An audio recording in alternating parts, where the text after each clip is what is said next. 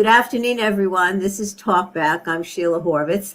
And because of the crisis that we're in, we're having special programming through live stream. This is being broadcast live on the Facebook page of Channel 14, Norwich, out of the Comcast studios. We're not in the studios. We're with our homes and our remote locations. And I've been investigating and talking to and interviewing people who are involved with life during this time, from our legislators to our cultural leaders to our educational leaders and everybody who has some insights into what is happening, including you. Today, I'm happy to have as our guest the state representative from the 48th District, Brian Smith. Good afternoon, Brian. Nice to see you. Hello, Sheila. Thank you for having me. Glad to be here. So, Brian, you've had a whirlwind of activity because we know that you were elected, was it January? What month? It was January 14th. January 14th. There was a special election because Linda Orange had died, sadly, and you stepped in to run for the remainder of her term, which is ending now, and you're going to be filing for re-election this coming November. Is that right? That is correct. We have already filed, and our campaign is up, although it has barely begun. Okay. So let me ask you this. In your wildest dreams, first of all, you didn't think that we would all hope Linda would not pass. She was a great legislator and a great person with the constituents of the district. There was that shock to our system. And now in your wildest dreams, did you think you would get to be the state representative and then immediately be faced with this crisis that takes you away from what the kind of normal everyday things are that go on at the legislature? Talk about that. So I guess the short answer would be no and no. I had not planned on running for state representative. Linda was sort of, someone that we all were very happy with, and she was just terrific and certainly showed no signs of slowing down. So I wasn't even thinking about it until, when she became evident that she was ill. I think to all of us that some people started thinking about it, and it was only when she passed, which was really, although we knew she was ill, rather sudden, that I had even a very brief conversation that sort of started the thought process. You're right about the session. I was expecting it to be a very steep learning curve coming into the middle of a term like that for the short session, and really having coming right out of the election and having only a couple of weeks to prepare for it before the session began. If I had known that it was only going to be 4 weeks, more or less, actually in the Capitol before we would be sent home to try and do work remotely, I might have had second thoughts about the whole process, to be honest with you. But it's been the strangest session that I could ever imagine. And from what most people have told me, perhaps the strangest one on record. So it's been a learning experience, but a very different kind than what I was expecting. All right, so just to explain to people, there are each year there's a different session, a different amount of time. Why don't you explain what you meant by that, the short session and then the longer session? Yeah, sure. So we have a part-time legislature, so we don't meet throughout the year. We meet either for 3 months or 5 months, and the second year of a term is the shorter of the two. So this session was really only supposed to be up until May 6th. It technically just did end on, I think, Wednesday it was. So it's, 3 months or 3.5 months. And the longer session is one where more legislation is acted on and passed, including the biennial budget. But there's more opportunity for individual legislatures to bring initiatives forward in the longer session. In the short session, all legislation, I believe, comes through committees. This is all new to me, so I didn't have an opportunity to have proposed individual legislation, but I was certainly able to join in on legislation that was coming out of committees. A lot of the legislation that had been submitted previously but hadn't had a chance to come to a vote was submitted, and so there were I partook in a number of public hearings on a lot of that kind of legislation through the committee process. But really, very little had come to a vote. We voted on some judges' appointments and other political appointments to various commissions and boards for the governor. And we voted on the bond package to get the municipal aid out. But that is pretty much everything that took place before we had to leave the Capitol. So when you get reelected, if you get reelected, the next longer session will start when and end when? How does that work? January, it would start in 2021. And that is our opportunity to sponsor and put forward our ideas for legislation. So I've been collecting a list, some of which has been suggested by constituents and things that I've just encountered along the way that I think we might want to try and do some things with. And I expect that I will learn more through the summer. Remember that question, because I think we're going to have that toward the end. After we get through what's been happening now, I'm going to ask you what's on your plate for bringing up when you get reelected. And I assume you'll be figuring out new ideas as we proceed these next few months. Everything is an open season for us to learn about. So let me ask you this. What is your district? I know it's the 48th district, but what are the towns that are in your district? Oh, sure. So most of Colchester, and then parts of Lebanon, Windham, and Mansfield. So those four towns. And I'm fortunate that there are, because it's sort of a multi-town district, I have partners that also represent other parts of each of the towns. So that's very nice. Okay. So what is the reason for Colchester being divided up that way, where most of it, except for a small sliver in the Westchester area, belongs in your district, and Lebanon is not a big town? Is that also divided? And why do you think that is? Well, as you know, or I think perhaps as many people know, political districts, whether they're the House and Senate at the state or at the federal level, are determined by population. And as we know, populations rise and fall over time. So each year every 10 years after the census, state legislatures for the local level and for those other federal districts have to take a look at population and demographics and see where shifts have taken place. And then based on the overall population, draw new districts so that they can have them all encompass the appropriate number of citizens within each district so that the representation is more evenly distributed.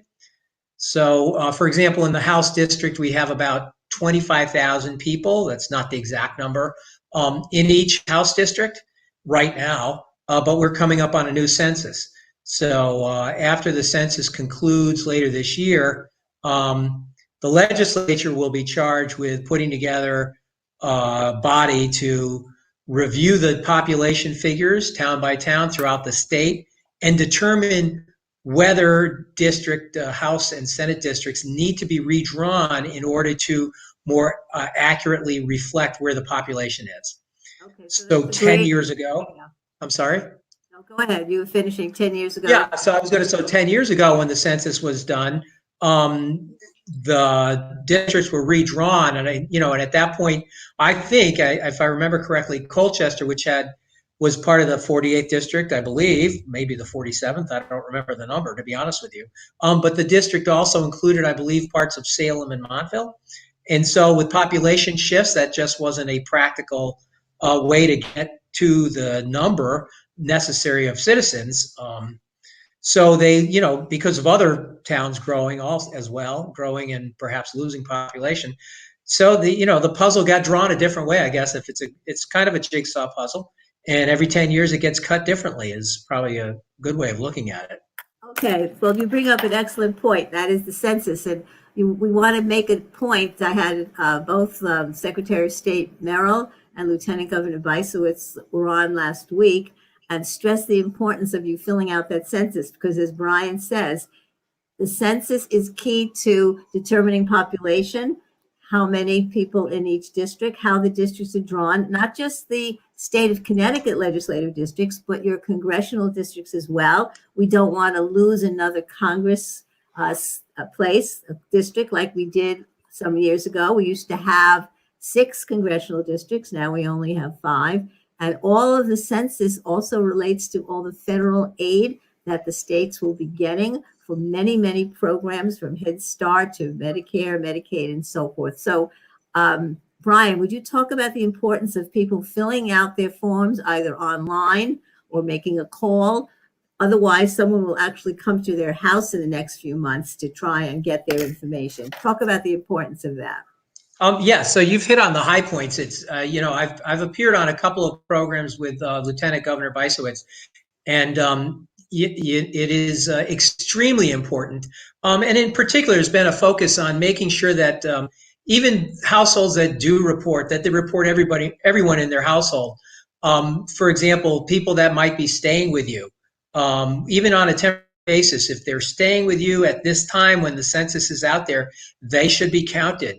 Apparently, typically that situation results in an undercount because people say, well, they're not in my family and I'm not going to count them, even though they may be a long-term visitor.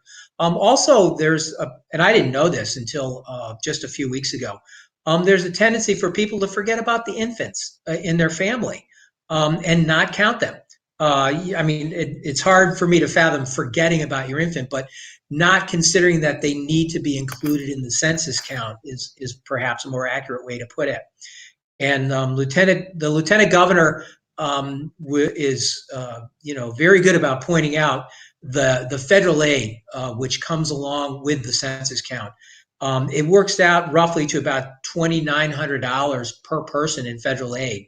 And the current situation we're in with the pandemic is probably a good example because there's been, as many people know, a lot of special legislation that's come from the federal government and a lot of assistance that has been provided out to the states.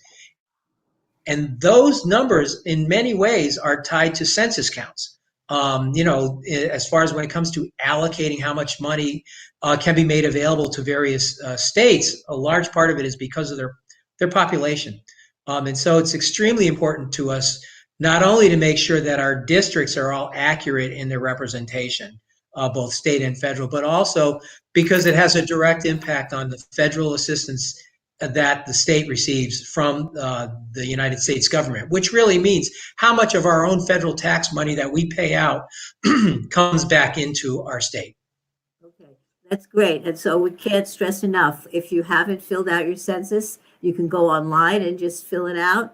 You can wait for something to come in the mail and write it out and send it back in the mail. And the ultimate is, if they haven't heard from you, someone will come to your house. But we don't want that to get to that point. We don't want people in this age of the virus to have to come to your house and talk to you about it. Please do it. Very important. All right, Brian, let's get Sheila, to may I make one other point on the census? You Sure, can also sure. you can also complete the census by telephone. And if you go to the U.S. Census website, you can get the number off that. I believe you could probably just call the census if you don't have access through the internet to get the number, and you can make that census filing over the telephone. I think it takes just a few minutes, just like it does if you're doing it online. I did it online. It was very simple, not a huge document like I seem to recall from 30 or more years ago. And I would encourage everybody, even if you don't have access to a computer in your home and you can't get out because the libraries are closed right now or whatever, to go to your good old phone book and get the phone number for the U.S. Census and give them a call, because you can do it online. That's a great point, Brian, because although we're streaming this live now, this will be shown on channel 14 and 1070 in the Comcast viewing area. And there are people who are watching who don't have computer access or even Facebook access and cell phones. So that's the best advice to them, to call or to look for that envelope in the mail and follow through with that too. Okay, well, let's get on to what's happening now. May 20th is the date that Governor Lamont has talked about, is when we're going to be considering opening up. But he said there are 7 criteria that have to be met. And if they're not met, we're not ready to open up. And you give me your thoughts on this also, because my concern is I see around the country, and of course, through the White House, with their kind of wishful thinking and hopes and and contradictions for some of their own, from their own policies that they have put out, that we may be rushing too headlong into this, that we may be opening up while the country is still inflamed, where deaths are still rising in many places around the country. You talk to this issue and Governor Lamont's things on it also. Sure. Thank you very much for that. So first, let me say that I think the governor has been doing a tremendous job. It's important to remember that we're kind of in a hotbed here. A couple times in a month, I will take a look at the CDC and just sort of try and take a look at the state by state numbers of where the pandemic stands. You know, on the news every night, you see the top 5 states with the number of coronavirus cases. And I did check again this morning, and it has changed a little bit. But right now, Connecticut is 10th in the United States for the number of cases, with nearly 31,000. And of that, we are 7th among the states for the total number of deaths due to the virus, which is 2,718. Our case rate per 100,000 people is 867.6. So 868 people out of every 100,000 we know have contracted the virus. That is 5th in the United States for the rate. And those numbers are pretty sobering, particularly when you consider that we are 29th in population. So we're in the top 10 in every category, every yardstick that measures the impact of the virus, and yet we're 29th overall in population. So we are being hit harder than many, many other states, particularly those states that are moving faster than we are when it comes to opening up. And it remains to be seen whether their strategy works, because perhaps they're more rural than our state, or they've got other factors that they're considering. But for us, I think caution is the watchword, and I do believe the governor is doing a good job on that.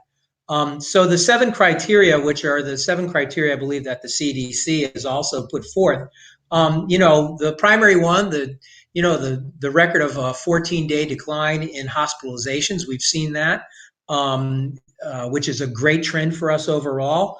And we also have seen, because the hospitalization numbers come down, we've got sufficient hospital space for people who do become ill and need to be hospitalized. So those are 2 of the 7 that we are sort of in the green light zone already, and hopefully that will continue along that path. We've got good, appropriate physical distancing regulations, which is another measure that we need to watch. Our PPEs may not be, meaning our personal protective equipment supplies, they're not where we want them, but they're getting better. And I believe that the governor is looking at that trend and looking ahead to shipments that we hope to receive, and expecting that by the 20th we'll be where we need to be with that.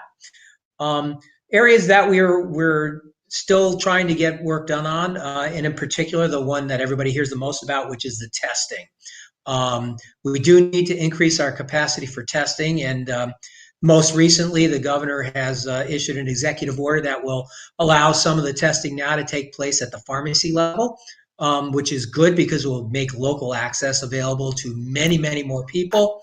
And we're moving towards, as more test kits become available, people being able to get those tests on demand and not necessarily needing a doctor's order, which is a direction that we'll have to get to in order to really have widespread testing in place. But we're moving in the right direction, and I believe that the governor's hopeful, and the commission that he's put together is hopeful that we'll reach that by the 20th.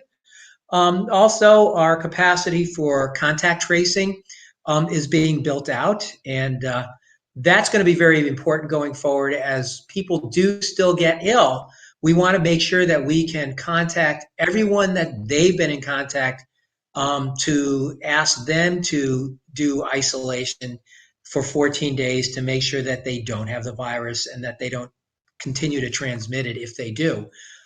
So those are very critical steps. That, and then protecting our vulnerable population. So even if you look at the proposed phase 1 right now, one of the recommendations is that people in the that are more elderly are going to be asked still to, as much as possible, avoid getting into situations where there's a large number of people, and to continue to self-isolate as much as possible.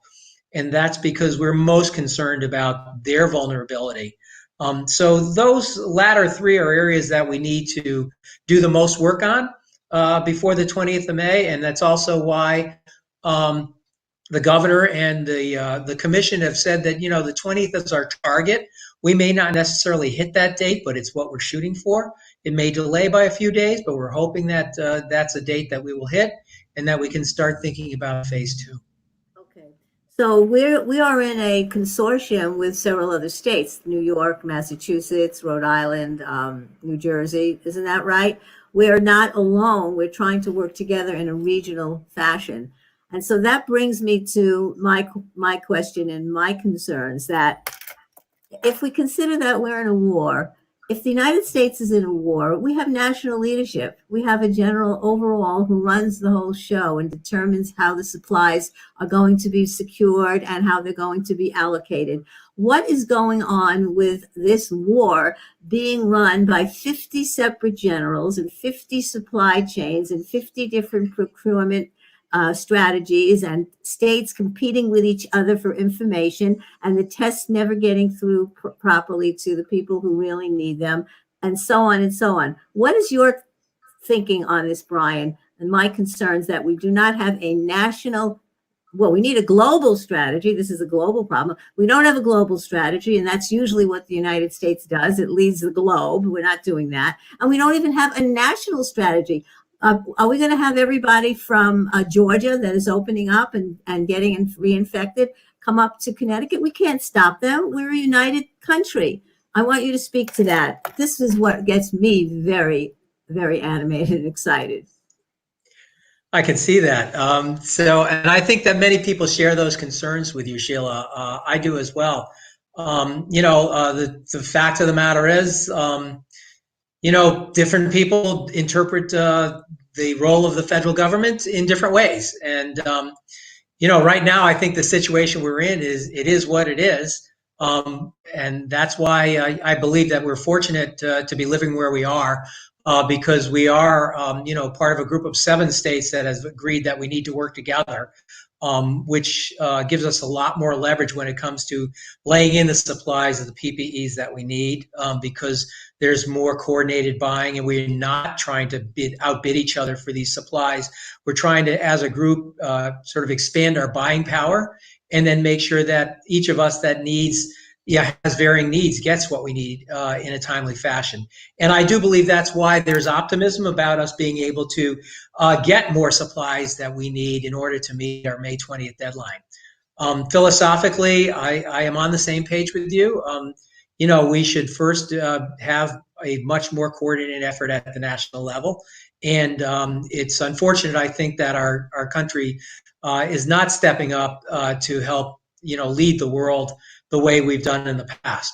But again, it is what it is. And, my personal feelings aside, I think that we can only do what we can do at the local and state level, and show the rest of the country the way. I'm not a pandemic expert. I'm not a doctor. I've never played one on TV. I think that personally, my opinion is that some of the states that are loosening their stay-at-home orders and the restrictions that they put in place now, or that have already begun to do so, are jumping the gun a little bit. I think they're going to see a spike in their cases a week or two down. I'm expecting that some of those spikes may show before May 20th, and they may impact our own decision here as to whether or not we go forward with that date. As for travel restrictions, you're right. There's not there's not too much that we can do.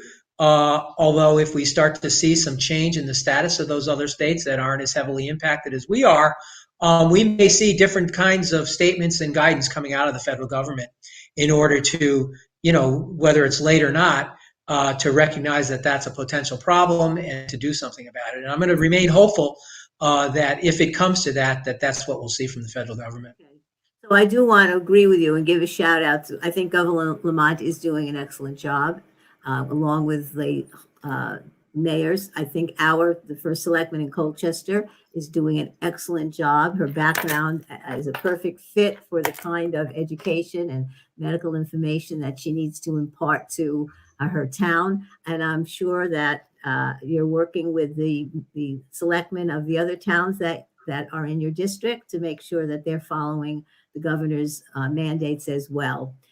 So what is, as a legislator now, you're not in session and legislation is not on the table. What is your role now? Mostly constituent service. Tell me what your constituents are asking and what you are doing as our representative to reach out to your constituents. Certainly. So since the pandemic began and we were sent home from the Capitol, going back to March, I would say that probably 90% of the contact that I've had from constituents has been connected with issues over the unemployment situation. As we all know, over a number of years, the staff at the Labor Department was reduced significantly. And although they were in the process of purchasing a new system for handling unemployment claims, and that was also, of course, a consortium with, I believe, New York and possibly New Jersey, but at least 2 other states to purchase a system.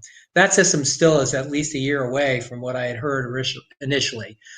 So we were working with a 40-year-old system, was never built for the kind of volume that we saw spiking in March well into April and even, continues to this day.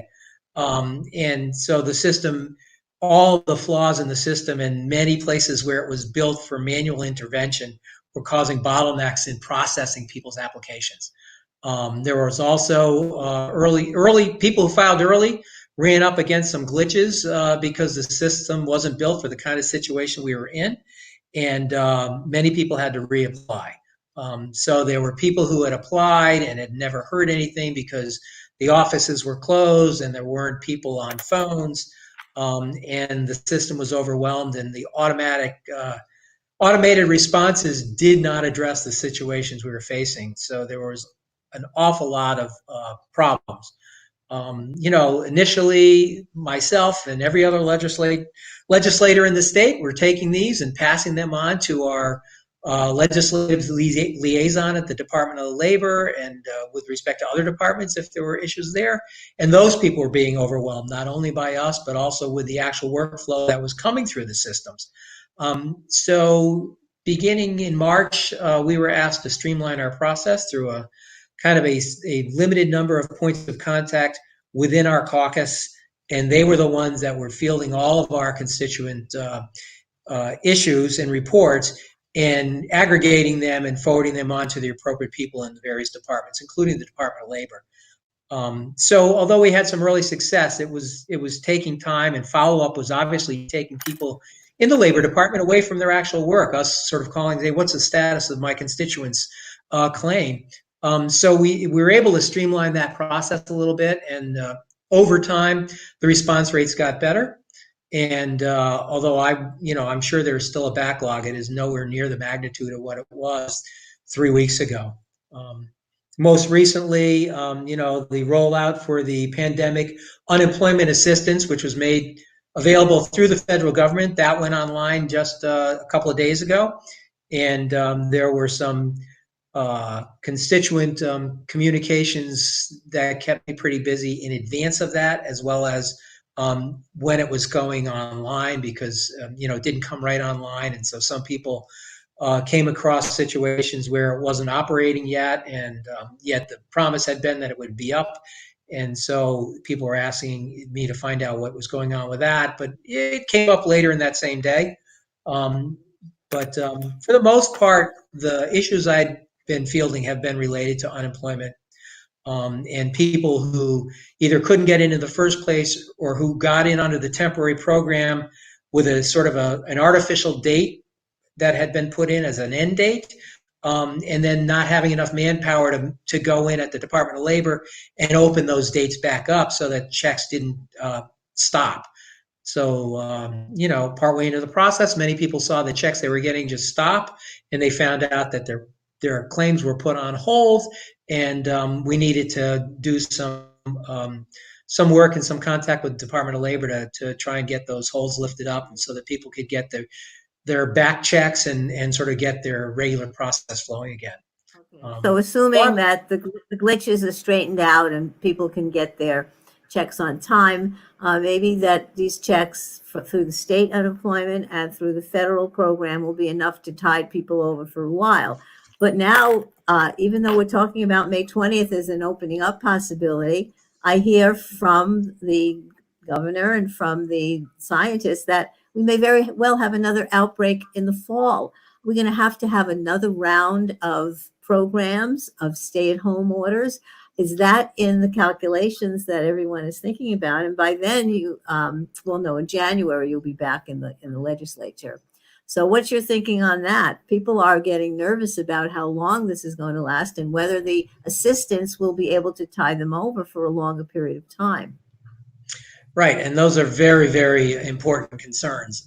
So I think that if we are able to continue on the course that we've been on, without a doubt, there's going to be some element of social distancing that runs through the summer. We're going to be asked to behave differently, if we get to take a summer vacation, but with respect to summer camps, which we hope to have open up at some point, and summer school, and just our beaches and our parks, if we all pay attention to the guidance, the hope is that we will, tamp down the virus and get it to the point where, it probably is not going to go away and then come back. It's probably never going to quite go away.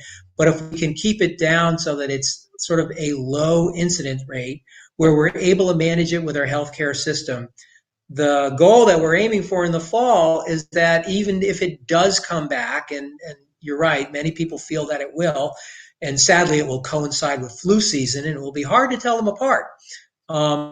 But we'll be able to, we'll have already adjusted our behaviors in ways that we will be minimizing the opportunity for the virus to spread, so that even with a revival of the virus, we'll be able to manage caseloads in a way that it won't be causing the same kind of disruption.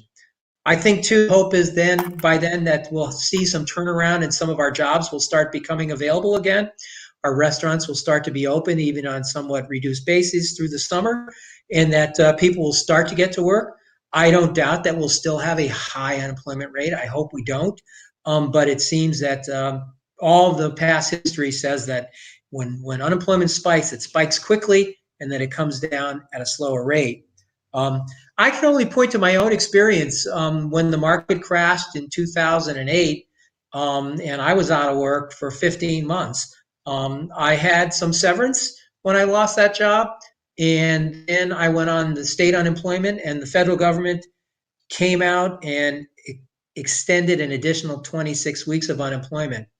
Now, we know what the federal government's done so far.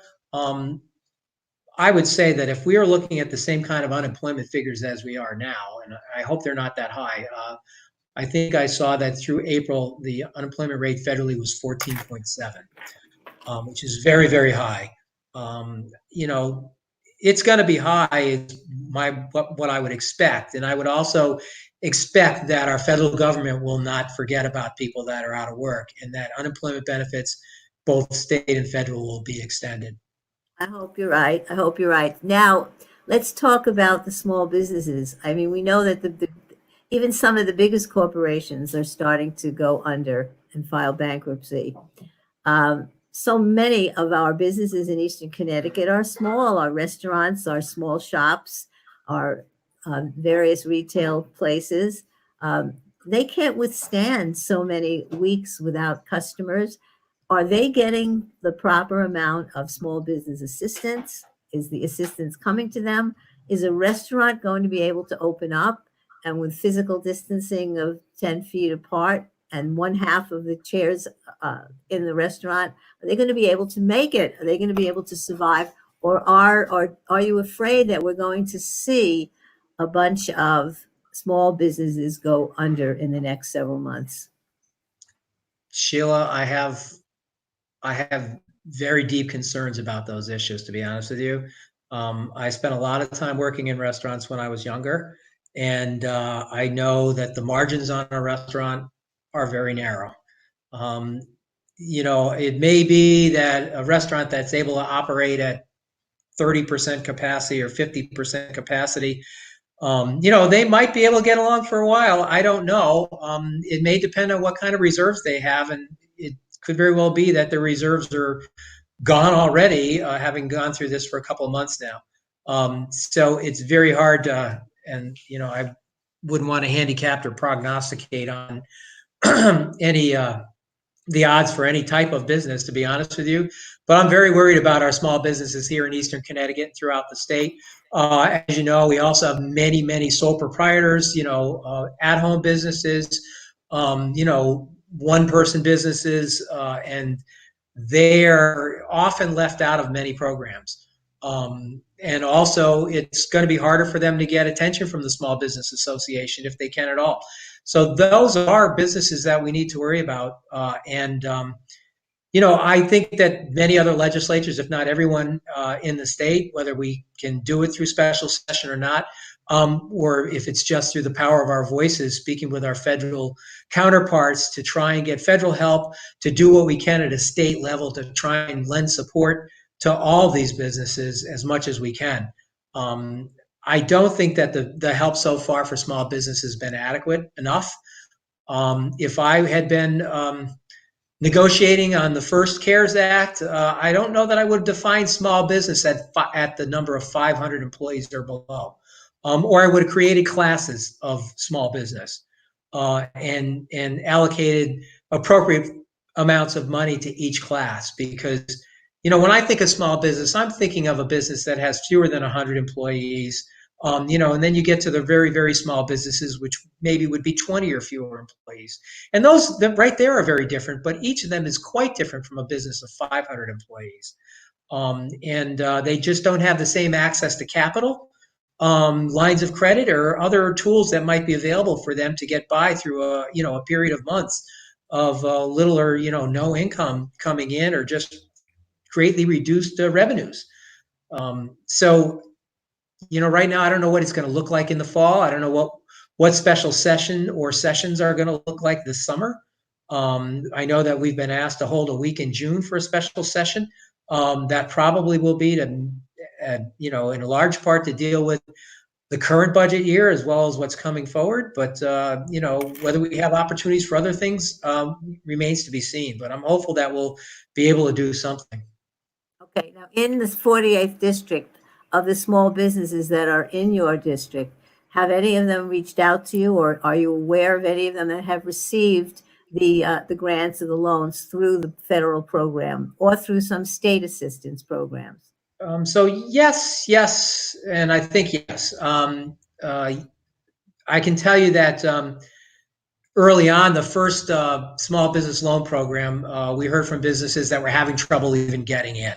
We heard about that was a widespread problem because the Small Business Administration, much like our Department of Labor, wasn't built for the kind of volume that they were seeing on that first day.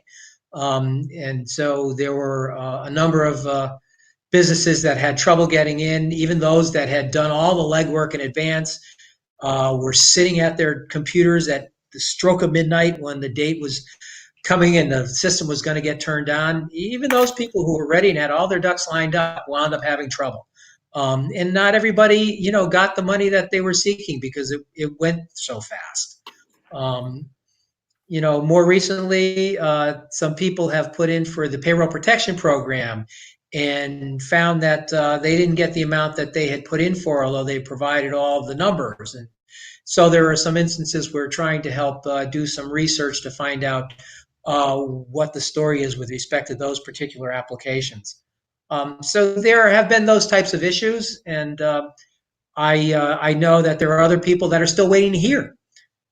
So they're caught in a backlog, we have less access to tracking down those files in those cases as we do when we're talking with our Department of Labor, or other state agencies. But we're doing as much as we can to help. Okay. Let's talk about the education system and the schools. The governor just said the other day that the schools will not reopen for the end of the school year. That's it for this year. How successful do you think we've been in our district, in your area, and the state to educate the kids virtually through Zoom, through Google Chrome, and uh, getting Chromebooks to many students in the state who don't have access to the internet.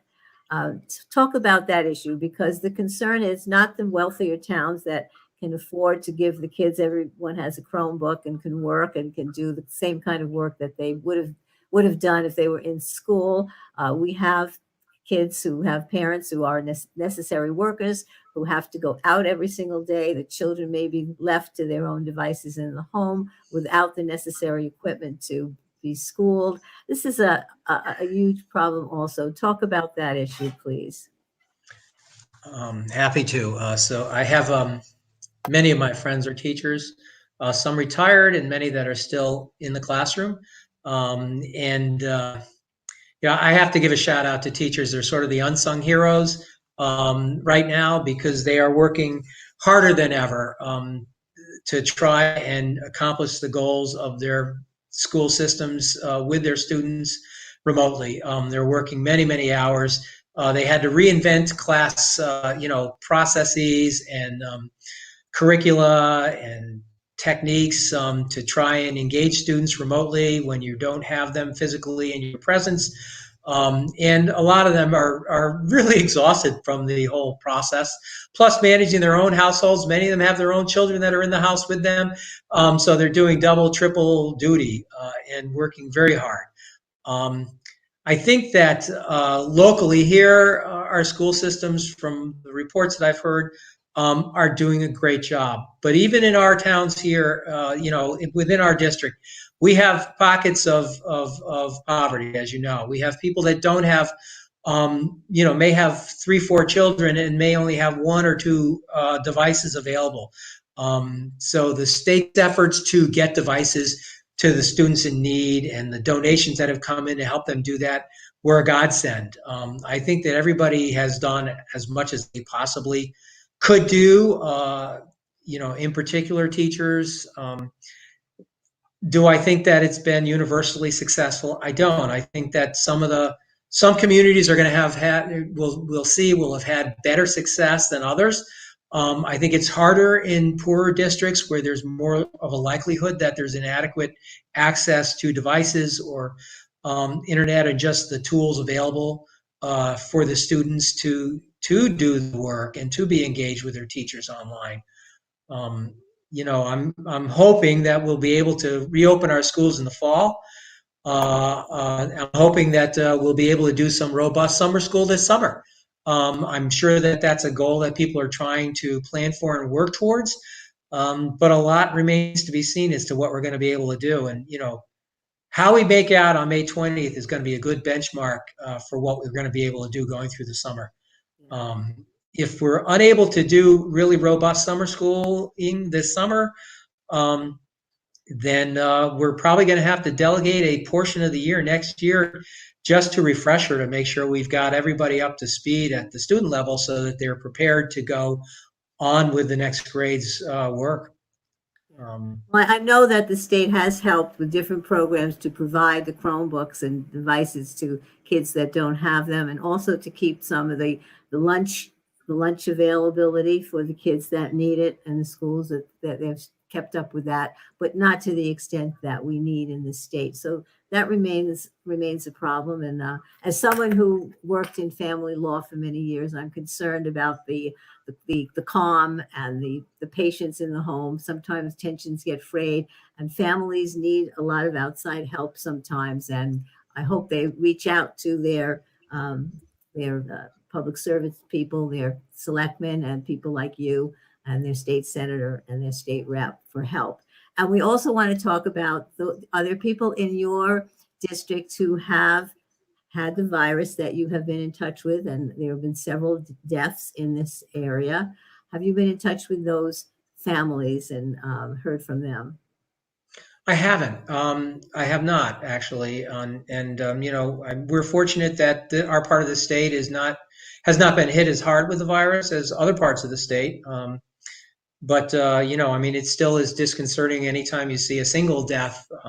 So every day when you see the news, it's a little distressing to see that number keep going up. But I have not.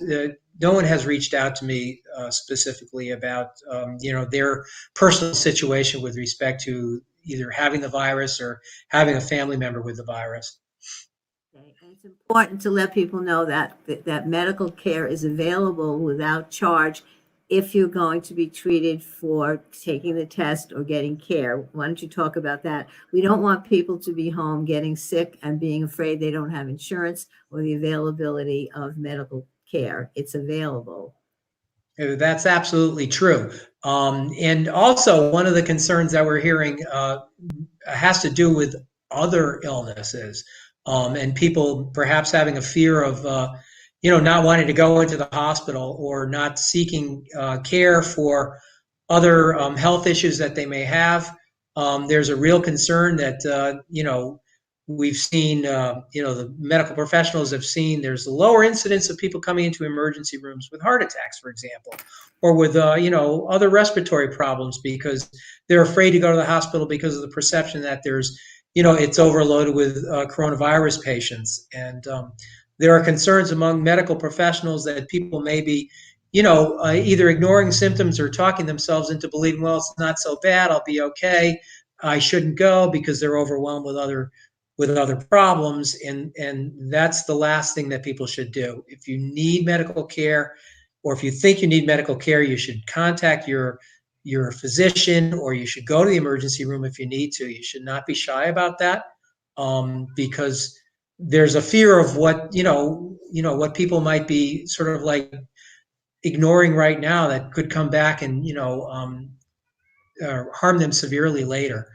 But certainly, with respect to the virus, there is the promise that testing is free, and there are measures taking place so that people should not have to worry about cost.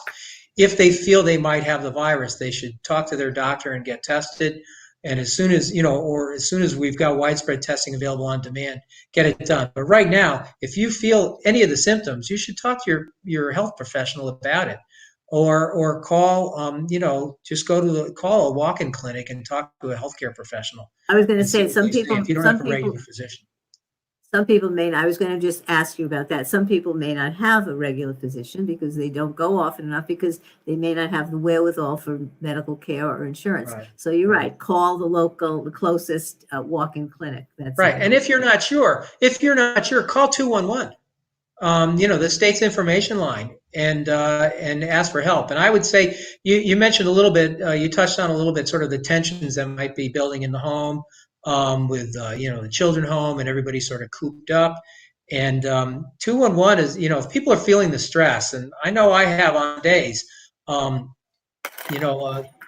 we should ask them to consider calling 211 if they're really feeling that it's just too much for them to handle, because they can get hooked up with somebody that they can talk to.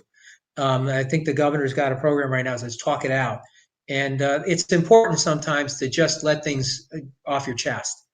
And I know that in some of the conversations I've had with constituents over the phone, that's been a part of the conversation. Is just people need to unload a little bit and just vent, and that's okay. It's healthy to do that. And so people should, if they don't have someone they can talk to, I would suggest that they call 211 and see if they can get connected with somebody.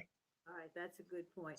At the very beginning, you said that when you get to the legislature next year, assuming you get reelected, which you hope you will, you've got plans. I think we're not going to talk about those yet. We're going to have you on again, hopefully when this crisis is at a point where we can put it somewhat behind us, and then you can talk to us about all the other special legislation that you want to submit when you get reelected. Well, I think thanks very much. Right now, it's a short list, but I know that as we go through the summer and the campaign starts, although I think campaigning will look very differently than it did during our special election, which was, a whirlwind of, appearances and going door to door. I don't think there are going to be too many door to doors going on Exactly. as we move into It's the going to summer. be a lot of Uh, virtual campaigning. You're welcome right. to come on here and talk about those plans and about the campaign. And yeah, we want to make sure, and that's another whole show. I had Secretary of State Merrill on to talk about making sure we have safe and proper elections Right. in the fall using the absentee ballot more than we have in the past, and so on. So that's another whole area. We hope there are safe elections. So I want to end today. I want to thank you, Brian, for Thank you. being our state representative and being accessible to these constituents in your district. And I would like you to end by just giving a message of your thoughts, some insights, your hopes, to buoy us up with some maybe optimism about the future. And what do you want to say to your constituents? And that's how we'll end today. Well, I believe that we're fortunate that we live in Connecticut because, our state is one that cares about the people who live here, and I'm confident that the leaders in our government, the governor through his administration, and through our other elected officials, are doing the best job they can to make sure we get back to as near as normal as quickly as we can. I think we should all look forward to our summer. I think we will have a summer. It will be a little different, but I think that it will be one that we can make the most of and enjoy. And as our weather gets better, I would encourage everybody to get out and take a walk, get out into the sun, just step out of your house and play in the yard with your kids, and just enjoy life as much as you can. As I look forward to the summer and the fall, I think that each day is going to get a little bit better. Our news will get better. And if we do see a little bit of a spike, we're going to be so much smarter than we were 2.5 months ago about how we handle it, that we should see nowhere near the kind of disruption that we're in the middle of now. And I'm just looking forward to better days and hope you'll join me in doing that as well. Thank you. Thank you. Thank you, Brian. And thank you, everyone, for watching. You can watch this on Facebook channel 14 Norwich or on my Facebook page and on Comcast TV. See you next time. Bye. Thanks, Brian. Thank you, Sheila.